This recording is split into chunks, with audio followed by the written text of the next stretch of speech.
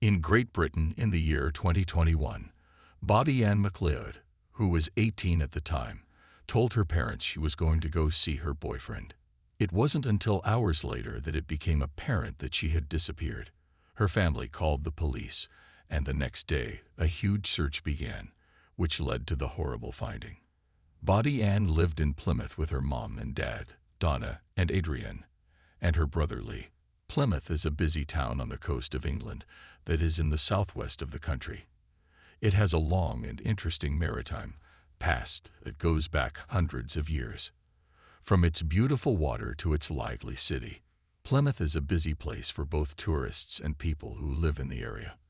On November 20, 2021, at about 5:45 p.m., Bobbi Ann left her house in a place called Lyam and walked down Sheep Store Road to the closest bus stop. As she left, she told her father she loved him and that she was going downtown to meet her boyfriend and some friends they had in common. Bobbi and I didn't have to walk very far to get to the bus stop. She had taken that route so many times that she knew it well. Bobbi Ann had been gone from the house for an hour and a half. Her mother, Donna, sent her a text message asking if she was okay and if she had gotten where she was supposed to go. When she didn't hear back, she tried to call her, but Bobbi Ann didn't answer her phone either. And that was completely useless. After about an hour, Bobbi Ann's boyfriend called her folks and asked if she was at home. He was worried because Bobbi hadn't shown up for their date, and he hadn't been able to get in touch with her by phone. After calling all of their daughter's friends and realizing that no one knew where she might be, they decided to look for her themselves. The parents of Bobbi Ann started to worry that something bad might have happened to her. They went straight to the police and told them she was lost.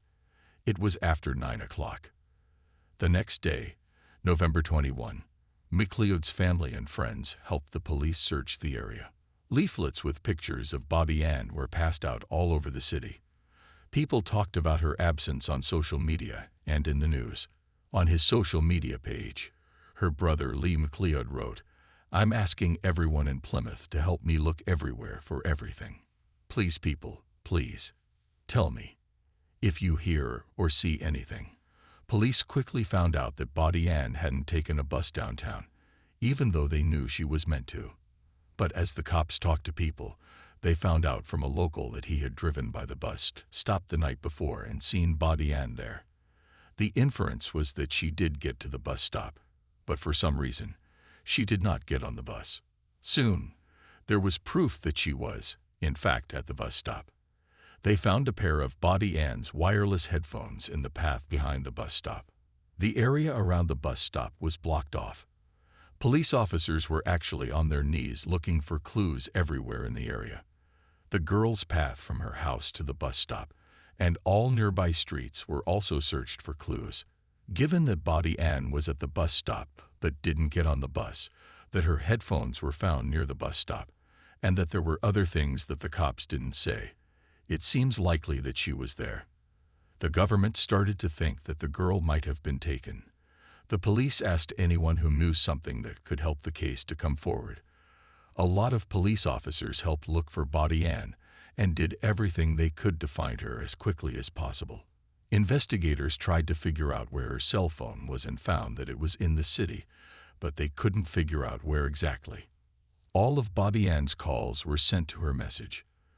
The girl's phone ended up in the hands of the cops the same day.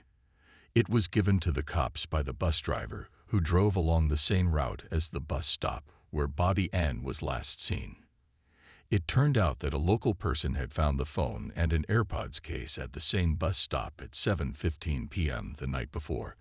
At 7:23 p.m., a bus came, and the man gave the things he had found to the bus driver, thinking that the owner would look for them. The next day, the bus driver found out that Bobbi Ann had been lost and was last seen at the bus stop. He called the cops and gave them the phone and the case for the AirPods. The next day, on November 22, police, family members, and volunteers looked in the fields, woods, and roads near where Bobbi Ann lived, but they found nothing. The next night, on November 23, Cops said that the body of a woman had been found about 8 miles from the bus stop at BOBBI Beach. It was found about half a mile from the shore in a wooded area. During the process of figuring out who the McLeod family was, the worst thing was proven. Bobbi Ann's body was the one that was found. Her death hit her family and friends hard. The Bobbi Ann family thanked everyone who came to the gathering held near the bus stop where she was last seen. Bobbi Ann's mother, Donna McLeod, cried as she talked about her daughter and thanked friends, family, and people in the community for their help. Even though her voice was shaking and she was surrounded by other family members, she read a written statement. She said, "On behalf of the family, I'd like to thank everyone for coming. It's good that everyone is coming together because of what's going on. Unfortunately, we lost our beautiful Bobbi Ann, but we will never forget her.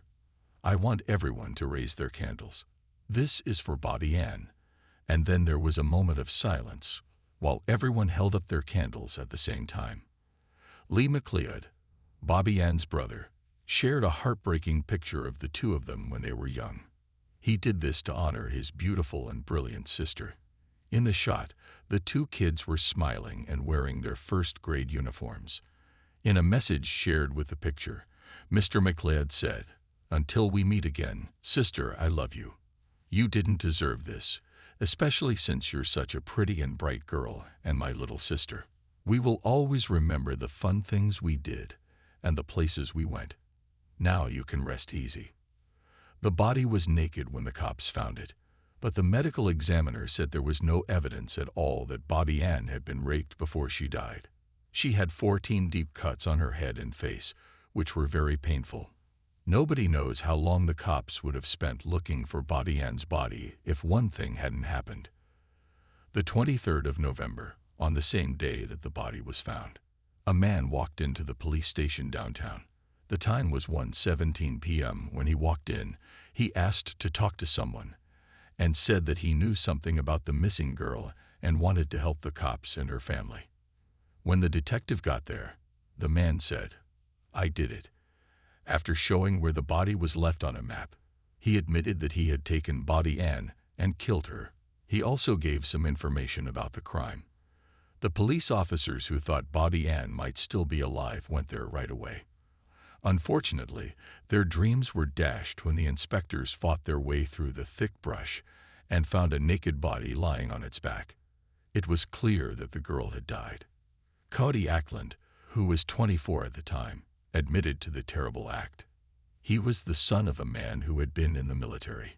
When his parents split up, he lived with his mother. In fact, he lived just a few miles from the bus stop where Bobbi Ann was last seen. Cody Ackland was picked up because he was a suspect. "I am responsible for Bobbi Ann's death in every way," his lawyer said in a statement. Ackland also said in the statement that he had never met the victim before that terrible night and that he was the one who took the girl from the bus stop. The police took away his car, phone, computer, and other things. Cody Ackland was a nice guy who played guitar and wrote songs for a local indie rock band called Recruiter. No one knew that Ackland was interested in serial killers from around the world, as well as music. Joseph D'Angelo Jr., Andrew Chikatilo, Ivan Millet, Fred West, and Tommy Sells were among the people he looked up to. Ackland put Ted Bundy at the top of his list, even though no one knows how many people he killed, but there were at least 30. Ackland paid the most attention to Ted Bundy and the terrible things he did. Investigators found 3216 pictures on Ackland's phone. Many of them were scary and dark, like scenes from horror movies. During the days and weeks before Bobbi Ann died, Ackland looked on the internet for details about the crimes of serial killers. He also looked around Dartmoor for hidden places and possible weapons. On the day Bobbi Ann was taken, Ackland was looking at baseball bats, ski masks, and waterproof clothing on the website of an online sports shop. Even though Cody Ackland had secret hobbies, he had never been caught by the cops or in trouble with the law. It looks like he got so into his secret hobby that he decided to do something very bad. It has become clear that Bobbi Ann was an accident victim who was in Ackland's path because of a bad turn of events. That night, Ackland was like a wild animal looking for a target. The evening went like this. Bobby Ann got to the bus stop at about 6:15. Ackland, who was driving around the neighborhood in his Ford Fiesta, saw her at the stop. As he told police later, Bobby looked a lot like his ex-girlfriend. But that wasn't what made him attack, according to Cody. He just wanted to find someone to hurt and carry out his long-held plans. The cops also thought that Ackland would have gone through with his plan, even if he hadn't met Bobby Ann. The cops thought that the victim could have been anyone, no matter what gender. So when Ackland saw Bobby Ann, he pulled over behind the bus stop and parked his car in the road. After watching her for a few minutes and making sure no one else was nearby, Ackland took the hammer he had already bought and sneaked up on Bobby Ann. He hit her twice in the head. Then Ackland went back to his car and was about to leave the scene because he thought she was dead. As he drove away, he saw that Bobby Ann was still alive and trying to get up.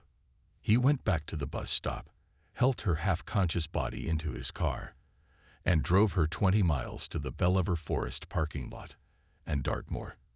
At 7:45 p.m., he pulled into this parking lot in the middle of a forest. He wanted to leave the body where it was, but when he got there, he saw that Bobby Ann was still alive and aware.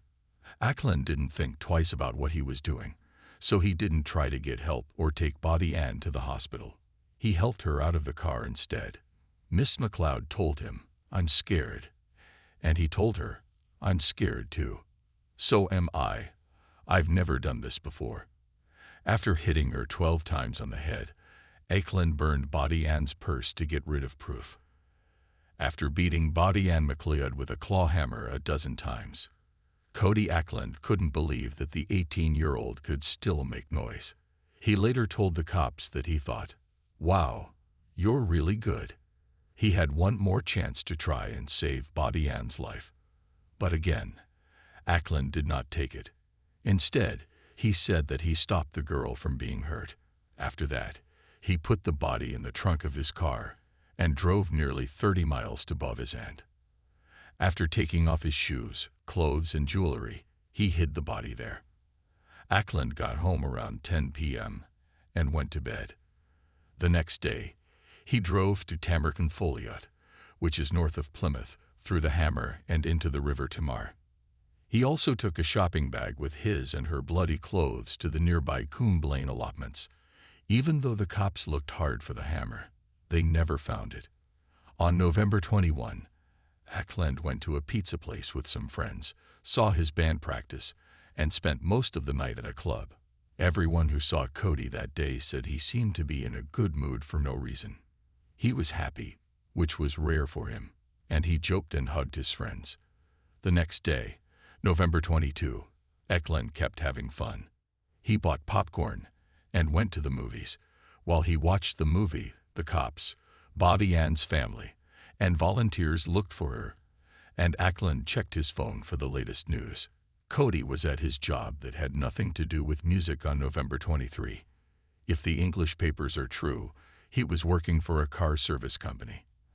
After Ackland went to lunch, he sent a message to a chat room where members of the music group's recruiter were. In the message, he said, "Love you guys." At the same time, he sent a text message to his mom, telling her how much he loved her. After that, he went to the police station and admitted to the crime. Cody Ackland's friends posted a message on Facebook saying that, out of respect for the dead teen, they would be breaking up the group right away.